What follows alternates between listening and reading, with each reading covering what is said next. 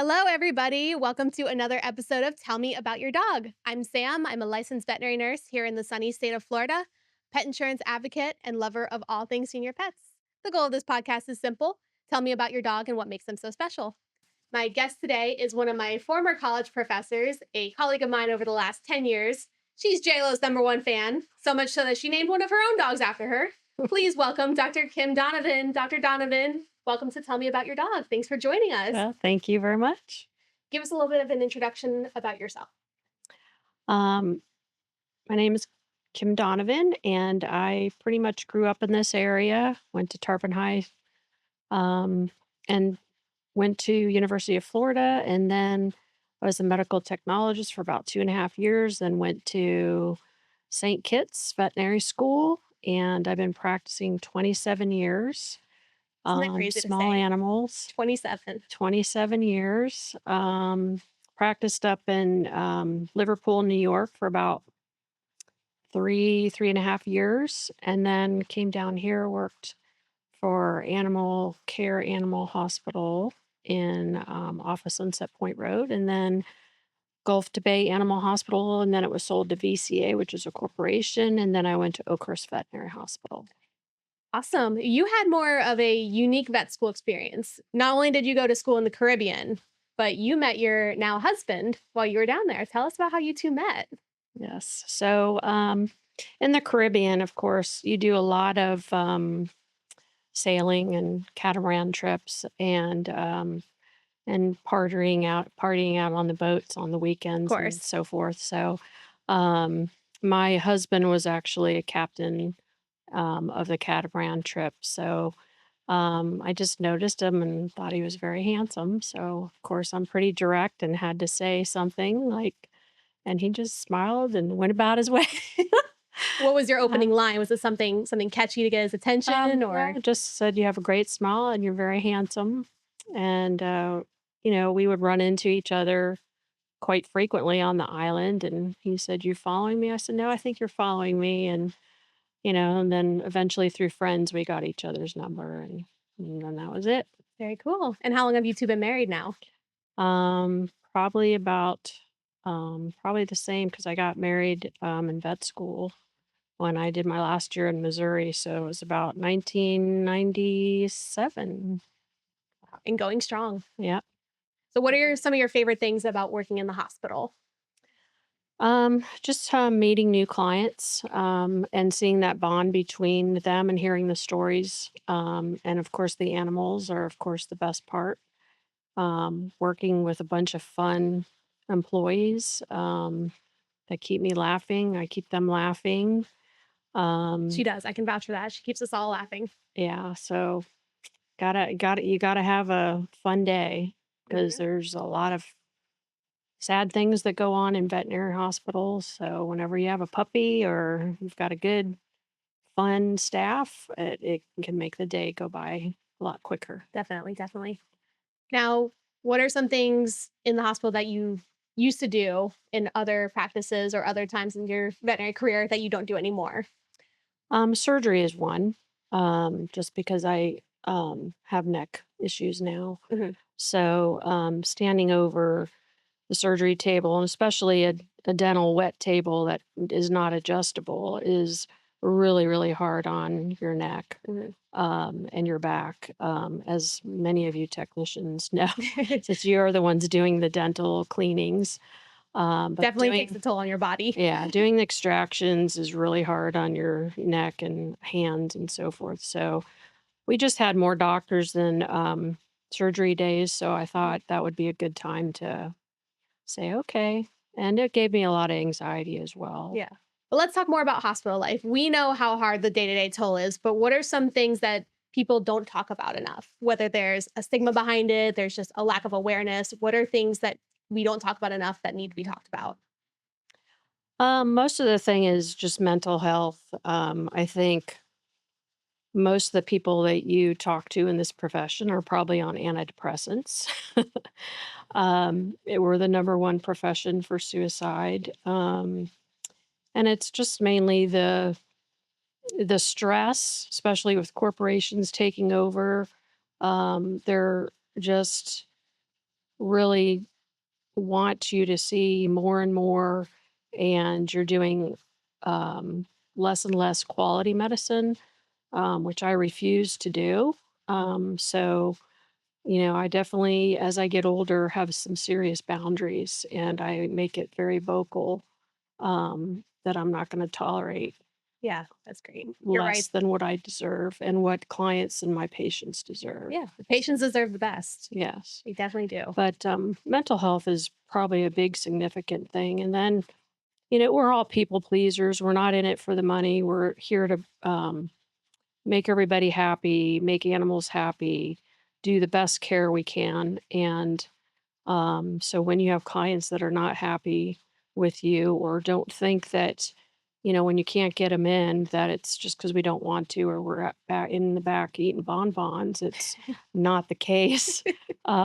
We are actually trying to get our records done, calling. So, we definitely all stay late, like Dr. Bannon said. It's um, definitely We stay a late, very pack stressful it as environment. much into the day as we possibly can. Yeah, I mean, you're lucky if you can pee. So, um, but yeah, it's very hard on the body too, and it's not very financially, especially for our technicians. They are not paid what they deserve to be paid, um, and and we're definitely not driving around Mercedes as veterinarians. So we're definitely should be making more, all of us, and corporations are taking over, but most of that money goes to all those people up in the top end. Mhm. And Dr. Donovan, what would you say to people who do make the statement, you're just in it for the money? I don't really get into that. I just kind of ignore it.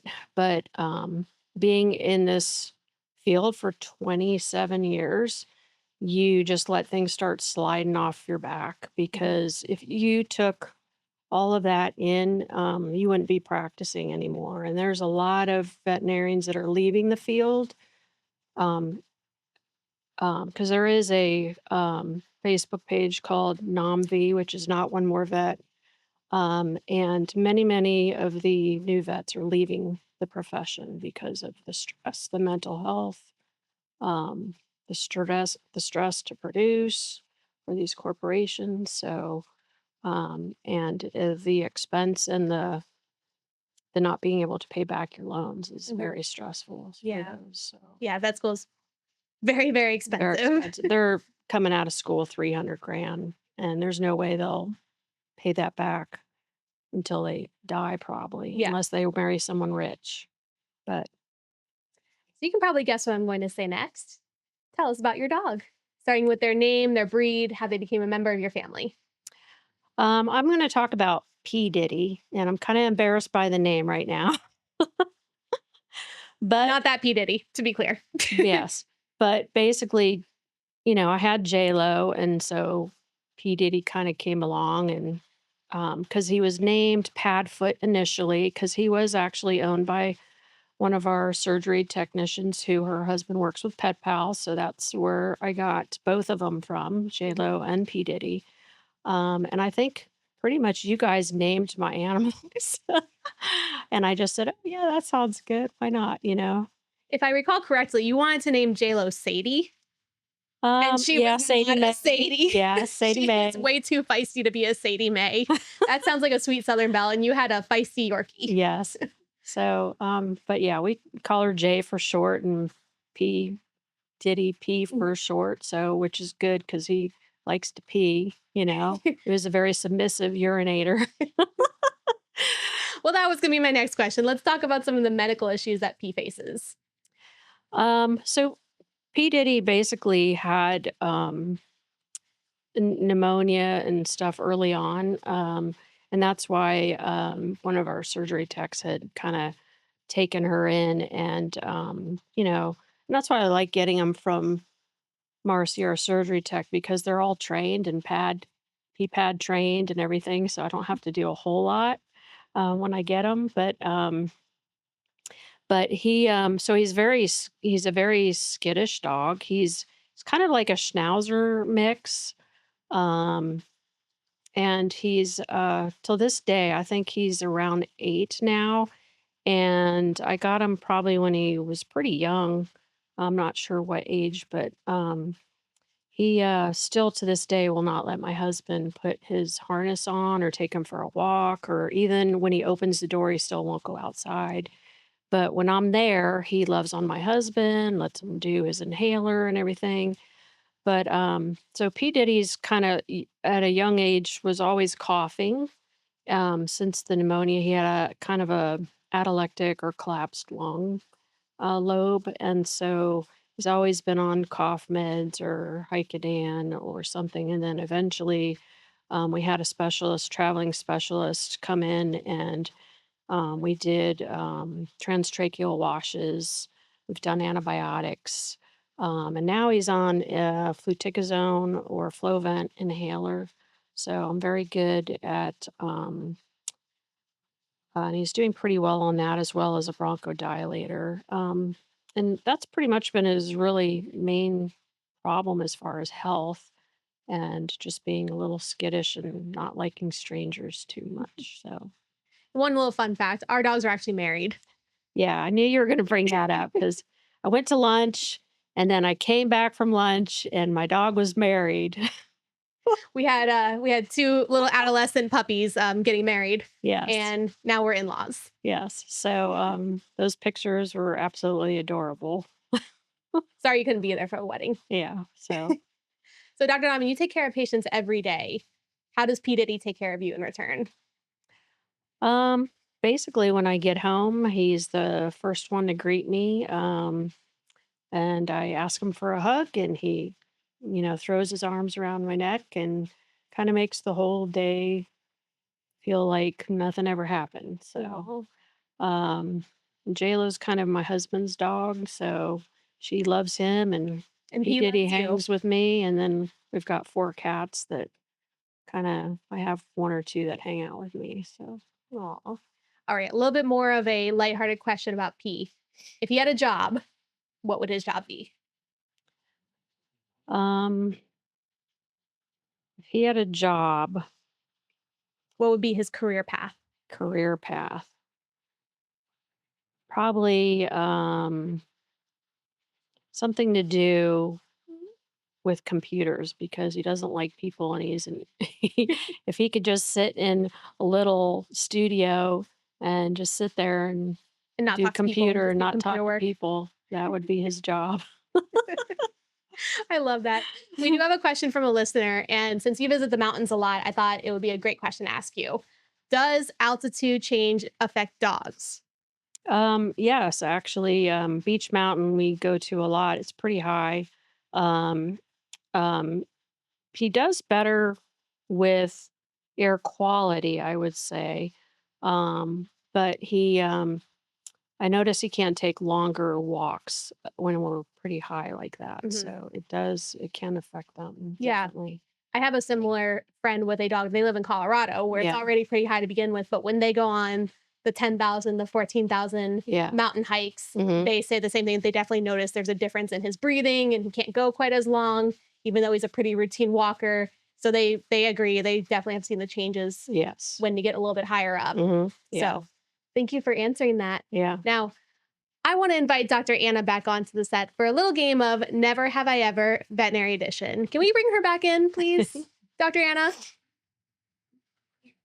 Dr. Anna, welcome back. Thank you for Hi. joining us again. All right. The rules of the game are simple. I will read a scenario starting with the phrase never have I ever. One side of your board says I have, one side of your board says I have not. Just hold up the side that applies to you. Let's get started. Never have I ever had a client refuse to neuter their male dog because it would take away his manhood. You know what? This is fun. I want to play too. Oh, can I add the nudicles? Of course. Oh, wait. So we had an owner that didn't want to neuter the dog, so we put in nudicles instead, which are fake testicles. That still counts as Yeah. I have. Yes. Yeah. All right. I want to join in on the fun because I like this. Never have I ever been bitten after the owner says, oh, they won't bite you. All I have. Never have I ever poked myself with an 18 gauge needle, which for reference, that's the biggest needle size that we use in the vet hospital. And it hurts like hell. Never have I ever developed a crush on a client. Oh. Dr. Hannah, you're married. I'm polyamorous. Never have I ever gotten anal glands in my face. Oh no, You haven't? I have not. Not in Wow. my face. In my hair, on Yeah. my mouth. Yes. Never in the face. No. Oh. No. Mm. Oh, that's terrible. Never have I ever used a tongue dispenser as a utensil for lunch. Every day. All the time. All the time. All the time. I think there's a tongue dispenser more handy than a fork. Oh, yeah. Or a spoon Absolutely. if ever is. Absolutely. Absolutely. Never have I ever ruined a family dinner with a gross work story. All the time. Yes. It's always eyeballs too. That's what gets Oh. fuel. Yeah. Or maggots. Or maggots. Yes. Oh, maggots gross me out. That's the worst. Yes. Never have I ever been harassed by a pet owner. I had a stalker. Wow. That's Ooh. unfortunate. Yes. Never have I ever said the wrong phone number when leaving a voicemail. No? Yeah. Yeah, you're pretty good. Good. I've worked at 3 places. So. Yeah. I've even said the wrong name. I've said the wrong name too. Wrong I've definitely said the hospital. wrong hospital. Or left my phone number on accident. Oh, instead of yes. the hospital's phone number. Oh, no. And had to call back and leave another voicemail saying, please don't call that number. That is not the correct number. Never have I ever accidentally said I love you before hanging up the phone with a pet owner. Don't think I have. No. I don't know of think people so. who have. I have not, thankfully.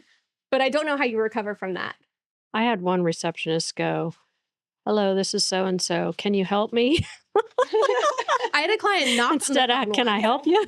I had a client knock when we didn't answer the phone at one of my clinics, and you literally just heard on the voicemail, "Don't." And I don't That know. doesn't make Ah. sense. I don't know why. Never have I ever fake sick to avoid seeing an appointment. Look at us. We're so I had to think about professional. it. Honest people. Honest people. Honest people. I did. I put a mask on once because I didn't want to hug the client That because they were a hugger. understandable. Yeah. And yeah. Oh. Never have I ever, and if Dr. Donovan, if your son doesn't say I have, you are out of this room. Stolen somebody else's pen because you like the way it writes. Yes. This woman is a pen stealer. Yes. You have to empty her pockets at the end All of the that shift. might be. I think that's part of. She has a what makes problem. it She will see a pen and actually say, "Ooh, I like that. I'm going to steal that one." And at the end of my shift, I will have no pens. I'll be like, "Where is the pen that I always write with?" And it's in her pocket. Yes. It's in her coat pocket every time.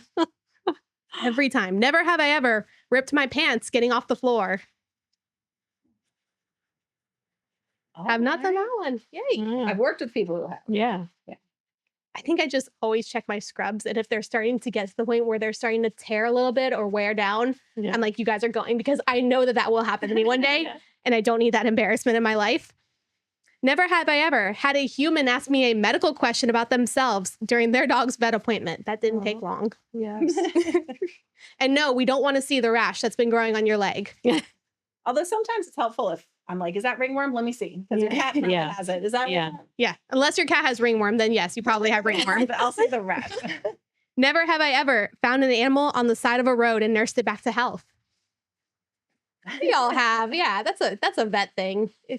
I don't know that I could pass an animal on the side of the road and not stop. Yeah. I've turned around on highways. Yeah. Yeah.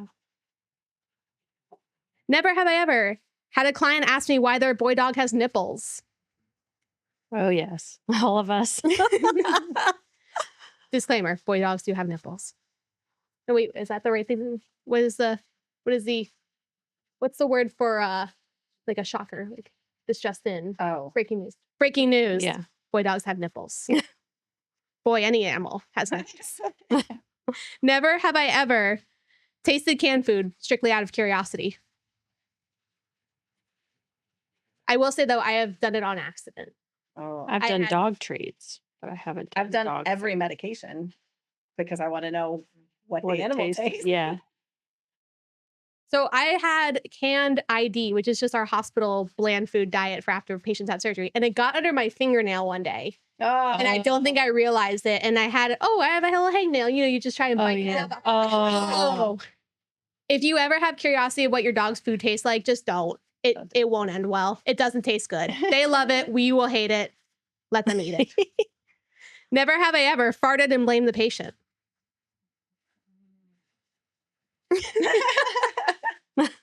I would if the opportunity came, though. I do. Okay. I make it a funny. Especially during surgery. You could just say, look Yeah. at this sedated patient just farting away. Never have I ever had a client deny something I recommended because their breeder told them not to do it. All the time. All the time. All the time. Yep.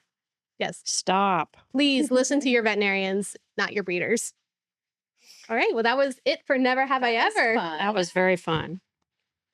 All right. Well, Dr. Anna, thank you for joining us for the game. Dr. Donovan, thank you for joining us on set today. It was great to have you. Thank you very much. That is all for this episode of Tell Me About Your Dog. Please be sure to follow the show on Spotify and YouTube, and follow Tell Me About Your Dog podcast on Instagram, where I'd love to get your DMs to hear about your dog stories and topics you'd like to hear more about. Until next time.